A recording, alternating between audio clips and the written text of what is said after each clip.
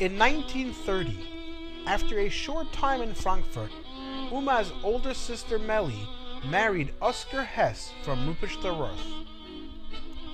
Around this time, as a young woman living in Frankfurt, Uma met a young man by the name of Herbert Stern, and they began to develop a close relationship. Shortly thereafter, her older brother Theo decided to join a kibbutz in Palestine. Palestine was the name for Eretz Yisrael prior to 1948. A kibbutz is a collective community that was generally a farm where the people on the kibbutz themselves worked the holy land of Eretz Yisrael. At this time, Uma's mother Bertha decided to follow Theo to Palestine, and Uma and her mother moved to Palestine as well. During the year of 1933-1934, Uma lived in Palestine, staying in a hotel nearby the kibbutz. However, Uma's heart was not in it, and eventually they all returned to Frankfurt after a 9-month stay. I went for a quarter of 9 months. It was in Palestine. Today is Israel. I went with my mother because my brother was finished. He had his doctorate when he went to a kibbutz. I made a trip with my mother.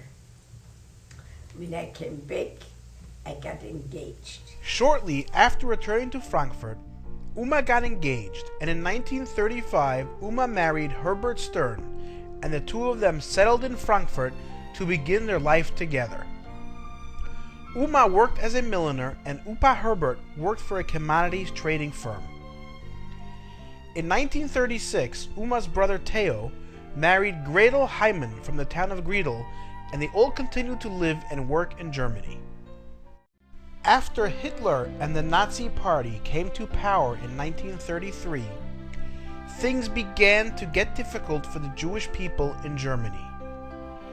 As the social and political climate deteriorated, Uma and Upa began the process of obtaining permission to emigrate from Germany to the United States.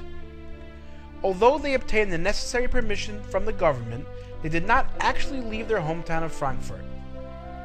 The defining moment which precipitated their move to the United States occurred during a march of the German youth in Frankfurt in 1938.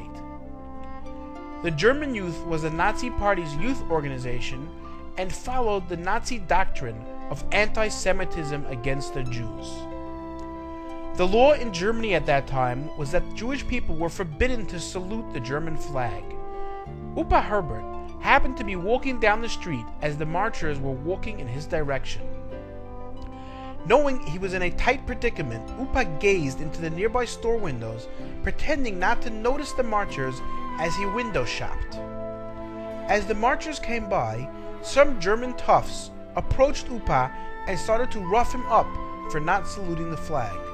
Luckily, at that moment, Hashem sent a non-Jewish neighbor of Upa who came by and told him to stop. He was not allowed to salute since he was a Jew. Upa was let go and was allowed to continue on his way.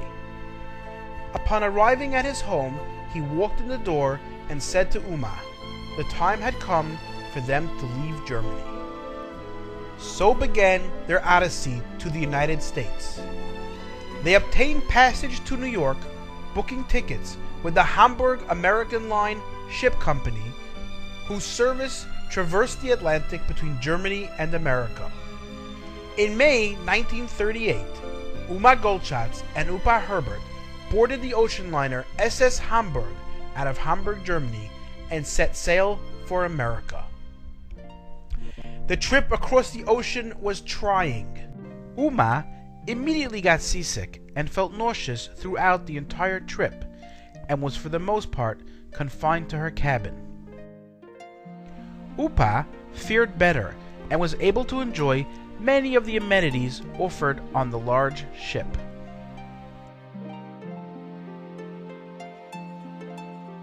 They arrived in New York Harbor in late May 1938, free and safe from tyranny. But without a means of livelihood or a place to live, they had faith in Hashem. As the door closed on one phase of their lives, a new chapter was about to begin.